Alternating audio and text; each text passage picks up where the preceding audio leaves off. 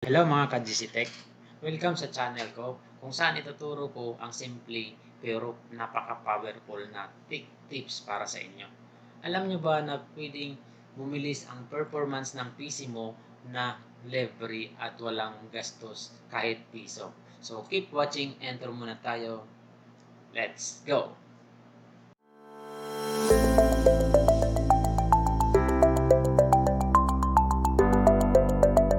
Simulan natin. Simulan natin sa pagdidelete ng necessary files gamit ang clean disk. So, search lang natin dito yung clean disk. Ayan. Open lang natin ito. Then, select natin kung anong drive. So, drive C. Okay natin. Then, dito makikita nyo yung mga temporary files. So, select lang natin yung recycle bin.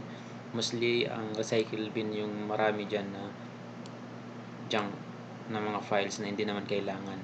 So, alisin lang natin yan. So, select lang natin yan lahat. Then, okay natin. Then, delete. So, lahat ng mga temporary files ay madi-delete. Lahat yun. So, para mas malinis. Walang mga duplicate or ano man na temporary files. Katapos nun, next step natin ay i-disable natin ang startup program para mas mabilis siya mag-boot. Para makapunta naman tayo doon sa startup program, Control Alt Delete, Task Manager. So, dito may makikita kang process, performance, and app history, startup. So, dito sa mga startup dito, ayan, yung mga hindi naman kinakailangan, so, i-disable natin. Tulad nito.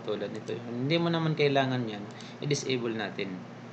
Tulad nito. So, right click lang natin, disable, or select lang natin, i-click natin dito sa baba yung disable. So, ito security, wag natin yan. Notification, wag natin i-disable yan. So, yung mga hindi mo mga tumatakbo dyan na application na naka-install sa PC mo or laptop mo, i-disable natin yan. Para yung performance natin dito ay gumanda. Tapos, kung yung RAM mo is mababa, 4 gig lang, gawin mong 8 gig para mas mabilis din. Tapos, gawin mong SSD yung storage mo kung hindi pa. Pero kung okay na, SSD na, okay na yan. So, tataas na yung performance ng CPU mo. So, hindi na siya naka-full. Hindi na siya dito na 90%, 80%. Lalo na pag 100% na. So, mabagal na talaga. Hindi na makagalaw yung ating PC at laptop. So, next step natin yung huwag kalimutan laging i-update ang antivirus. Kung meron kang nakalagay na antivirus, i-update mo yan para protektado ang iyong PC. So, para maiwasan natin yung mga malware at virus. Kasi gumagamit tayo ng internet, so online tayo, so prone tayo sa mga viruses.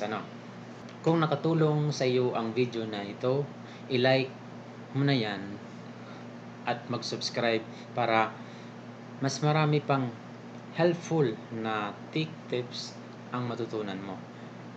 At i-comment mo dyan sa baba kung anong gusto mong i-future nating topic.